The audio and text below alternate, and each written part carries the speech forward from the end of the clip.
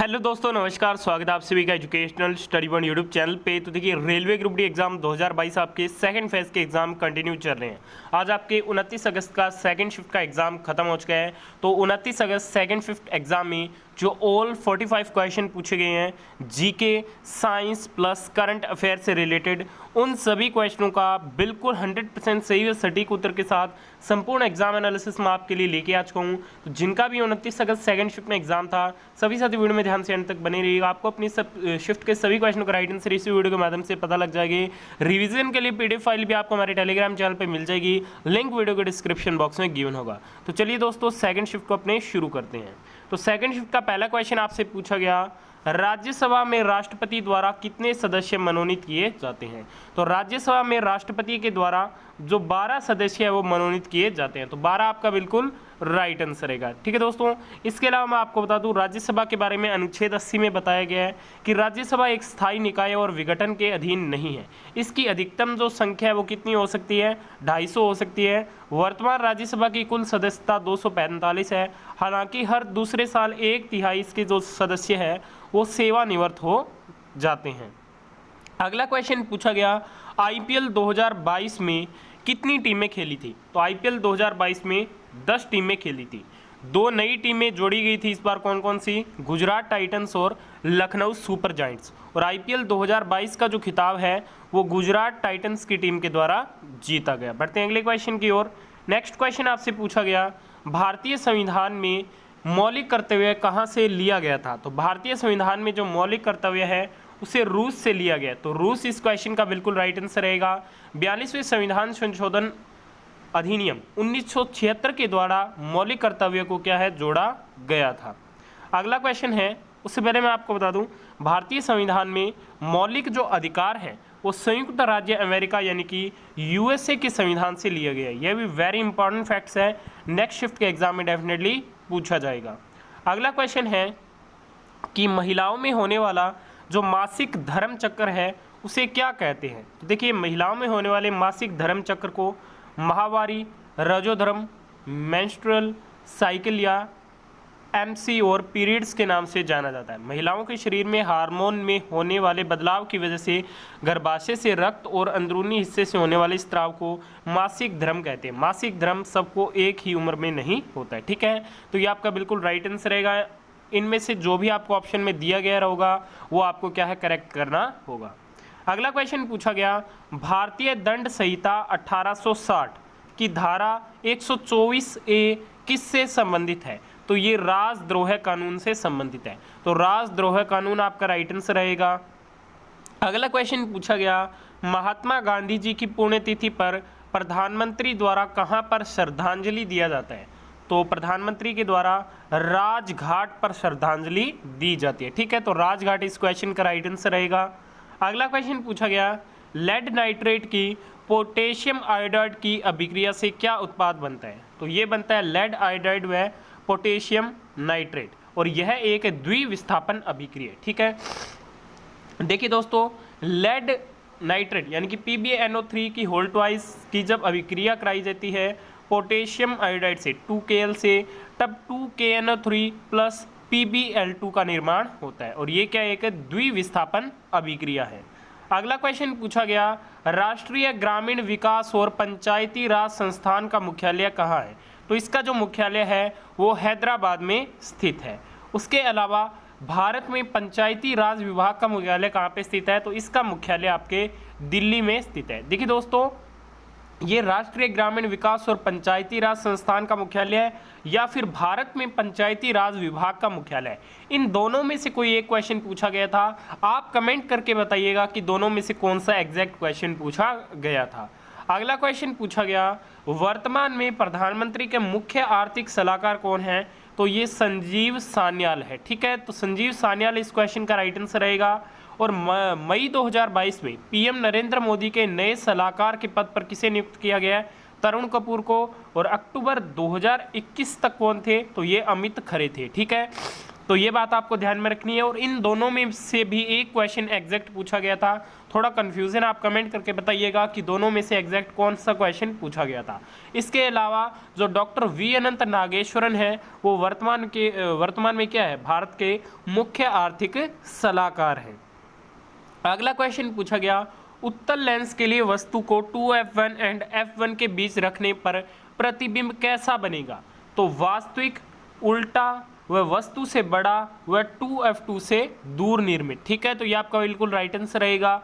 अगला क्वेश्चन पूछा गया, CnH2n+2 किसका रासायनिक फॉर्मूला है? तो ये एल्केन का है। ठीक है, एल्केन का क्या होता है CnH2n, एल्काइन का क्या होता है CnH2n-2। ठीक है, तो ये आपका बिल्कुल राइट आंसर रहेगा। अगला क्वेश्चन पूछा गया, बेंजीन अणु में कितने द्विबंध होते हैं? तो 3 होते हैं, कार्बन कार्बन के बीच, और बेंजीन का जो फॉर्मूला होता है वो होता है C6H6। ठीक है, तो ये आपका बिल्कुल राइट आंसर है। अगला क्वेश्चन पूछा गया, दिए गए कथनों पर विचार कीजिए। ठीक है दोस्तों, पहला कथन है न्यूलैंड की आवर्त सारणी में 56 तत्व थे। ये बिल्कुल गलत है। कितने थे? 62 थे।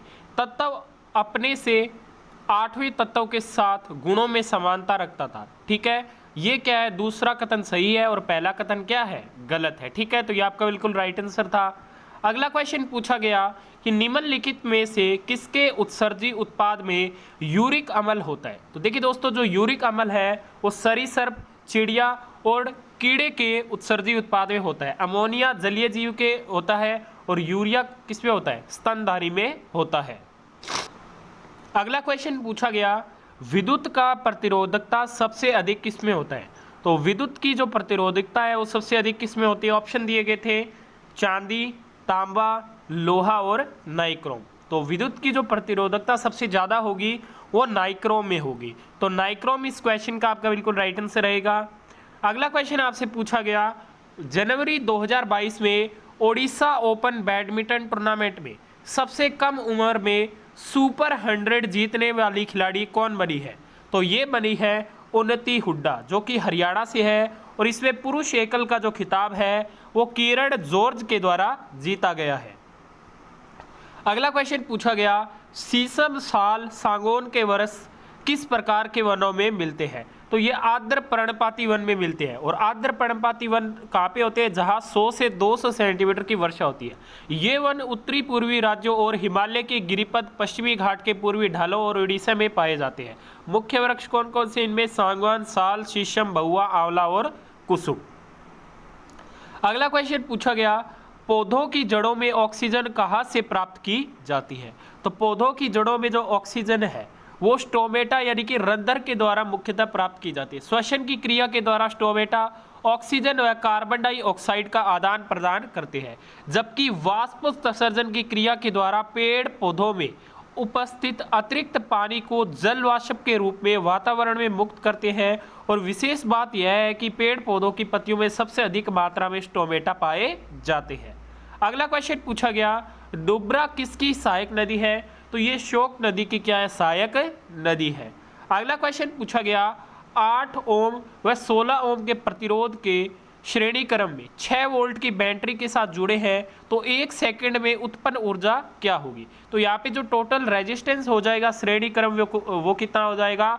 8 और 16 कितना हो जाएगा? 24 ओम हो जाएगा। अब अपने को क्या है? उत्पन्न ऊर्जा H हीट निकालनी है, तो इसे हम 2 फॉर्मूले से निकाल सकते हैं, एक तो I2RT से और V2T/R से। तो ठीक है, तो यहाँ से हम V2T/R V2TR से निकालेंगे। ठीक है, V का मान कितना दिया गया अपने को? 6, तो 6 × 6, और T का मान कितना दिया गया है? 1, अपॉन में कितना हो जाएगा? 24। तो इसे हम सॉल्व करेंगे तो 1.5 जूल इस क्वेश्चन का आपका बिल्कुल राइट आंसर आ जाएगा। अगला क्वेश्चन आपसे पूछा गया कि अवतल दर्पण की फोकस दूरी क्या होगी अगर वस्तु की दूरी 24 सेमी व प्रतिबिंब की दूरी 12 है? ठीक है दोस्तों, तो यहाँ पे अपने को जो वैल्यू निकालनी है वो आएगी f बराबर। ठीक है, f की अपने को वैल्यू निकालनी है, तो हम इक्वेशन को जब सोल्व करेंगे, ये आपका फॉर्मूला दिया गया है 1/f = 1/v + 1/u।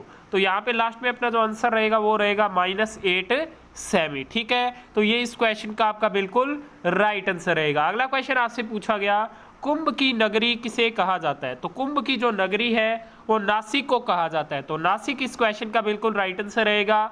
अगला क्वेश्चन पूछा गया, पर्यावरण में पद्मश्री पुरस्कार किसे मिला है? तो ये तुलसी गौंडा को मिला है। ठीक है, तो तुलसी गौंडा इस क्वेश्चन का बिल्कुल राइट आंसर रहेगा। अगला क्वेश्चन पूछा गया, सविनय अवज्ञा आंदोलन कब हुआ था? बात करते हैं सविनय अवज्ञा आंदोलन की, तो ये हुआ था 12 मार्च 1930 को। तो ये इस क्वेश्चन का आपका बिल्कुल राइट आंसर था। अगला क्वेश्चन पूछा गया, दूसरी पंचवर्षीय योजना में किस पर फोकस किया गया था? तो इसमें बुनियादी व भारी उद्योगों का विकास व औद्योगिकरण पर जोर दिया गया था। ये पीसी महालनोबिस मॉडल पर आधारित था और 1956 में औद्योगिक नीति का संकल्प लिया गया था और दूसरी पंचवर्षीय योजना 1956 से 61 तक थी। ठीक है, तो ये बात आपको ध्यान में रखनी है। अगला क्वेश्चन है, सबसे छोटी अंतःस्रावी ग्रंथि कौन सी है? तो पीयूष ग्रंथि। तो आज की सेकंड शिफ्ट में पूछे गए सभी रियल क्वेश्चनों का 100% सही व सटीक उत्तर के साथ एग्जाम एनालिसिस कर दिया है। आपने इस वीडियो को यहाँ तक देखा, बहुत बहुत धन्यवाद। वीडियो पसंद आए तो प्लीज़ वीडियो को लाइक शेयर और चैनल को सब्सक्राइब जरूर कीजिएगा। इस वीडियो की पीडीएफ फाइल आपको हमारे टेलीग्राम चैनल पर मिल जाएगी, लिंक वीडियो को डिस्क्रिप्शन बॉक्स में गिवन है। धन्यवाद, जय हिंद, जय भारत। मिलते हैं नेक्स्ट वीडियो अपडेट हुई।